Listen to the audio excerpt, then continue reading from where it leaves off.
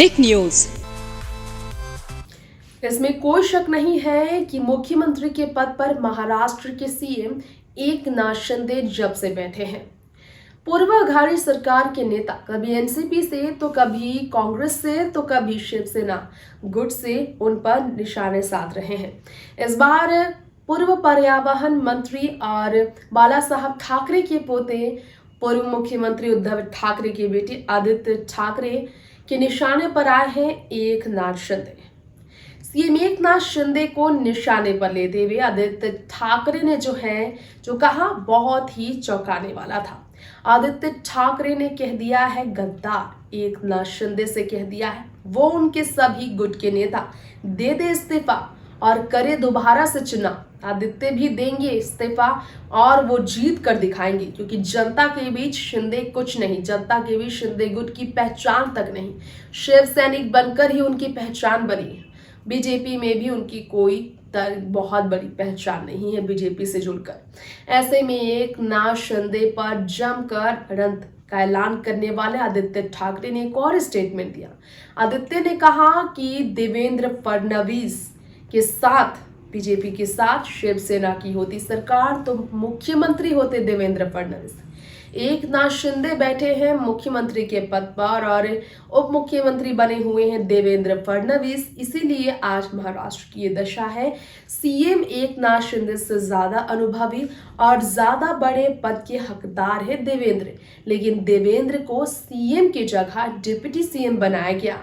जब महाराष्ट्र की कमान एक ऐसे नेता के हाथ में हो जो कि दगेबाज हो, जो अपनी पार्टी को धोखा देकर गया हो, तो वो भला बीजेपी का क्या कायाकल्प करेगा। देवेंद्र फडणवीस को फिर से मुख्यमंत्री बनाने के लिए, फिर से बीजेपी को साथ जोड़ने के लिए आदित्य ने किया है इशारा, जिसका जिक्र हम आप सबके बीच हमारे इस रिपोर्ट में जरूर करना चाहेंगे। तो बिना देर किए हुए आदित्य के सारे स्टेटमेंट हम आपको सुनाएंगे, जो देवेंद्र को मुख्यमंत्री बनाने की तरफ उनका एक मंशा बयां करता है। बीजेपी से जुड़ना और शिंदे को साइड लाइन करने का उनका दूसरा मंशा भी बयां करता है। देखिए रिपोर्ट। महाराष्ट्र के उप मुख्यमंत्री देवेंद्र फडणवीस को सीएम बनाने की बात अब हो रही है, जिससे एकनाथ शिंदे को बहुत ही बड़ा झटका लगेगा। जी हाँ, यकीनन आपको ये जानकर हैरानी होगी, लेकिन देवेंद्र फडणवीस को लेकर आदित्य ठाकरे ने हाल ही के कार्यक्रम में कहा कि देवेंद्र फडणवीस बहुत ही बड़े अनुभवी शख्स हैं, उनके साथ काम किया है उन्होंने। उद्धव और आदित्य के साथ फडणवीस की जुगलबंदी के किस्से आपने पहले भी सुने होंगे, देखे होंगे। उनके बीच की तालमेल से जुड़ी कई ऐसी घटनाएं का आप भी हिस्सा रहे होंगे। ऐसे में अभी तक इस सरकार के साथ जुड़े हुए हैं देवेंद्र फडणवीस, सीएम एकनाथ शिंदे के साथ है। इस पर सवाल आदित्य ठाकरे ने खड़ा किया। उन्होंने कहा हैरान है वो देवेंद्र फडणवीस इस सरकार के साथ अब तक कैसे जुड़े हुए हैं। उनकी जब इस तरह से बदनामी होती है, उन्हें ट्रोल किया जाता है, तो उन्हें बहुत बुरा लगता है। एक ऐसा समय भी आया जब आदित्य ने ये तक कह दिया बीजेपी उनके साथ होती तो देवेंद्र फडणवीस राज्य के मुख्यमंत्री होते। आदित्य ने आगे कहा ये सभी जानते हैं कि बीजेपी और शिवसेना के बीच एक करार हुआ था, चुनाव से पहले तय हो गया था। अगर सरकार बनी तो 2.5 साल हमारा मुख्यमंत्री और 2.5 साल उनका मुख्यमंत्री रहता। इस लिहाज से अब 2.5 साल पूरे हो गए तो देवेंद्र फडणवीस सीएम होते, लेकिन शायद उन्हें कुछ और मंजूर था। शिंदे गुट को क्या बड़ी चुनौती दी गई, सवाल ये भी है। तो बीजेपी और प्रधानमंत्री पर तो आदित्य ने वार नहीं किया, शिंदे और उनके गुट को लेकर गद्दार कह दिया कई बार। आदित्य ने ये कहा कि सभी विधायक इस्तीफा दे दें, उनकी तरफ से चुनौती भी दी गई शिंदे गुट के लिए, वो खुद भी इस्तीफा दे देंगे, दोबारा चुनाव करवाए जाएं, असलियत सभी के सामने आ जाएगी।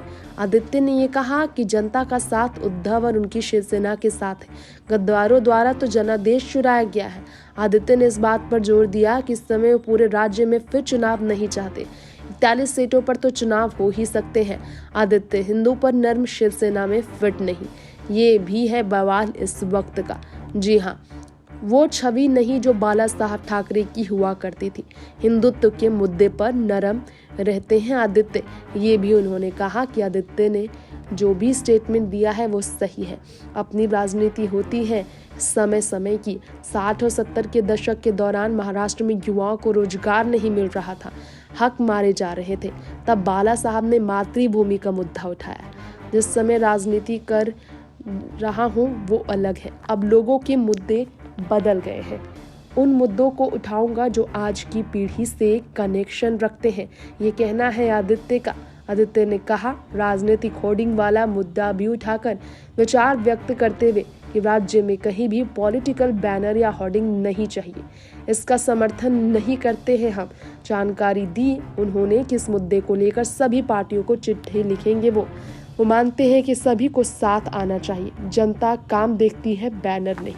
तो इस रिपोर्ट के माध्यम से आपको ये बात तो पता चल ही गई होगी कि देवेंद्र फडणवीस को आज भी उद्धव ठाकरे गुट अपने साथ लेकर चलने के लिए, उन्हें सीएम बनाने के लिए भी तैयार है।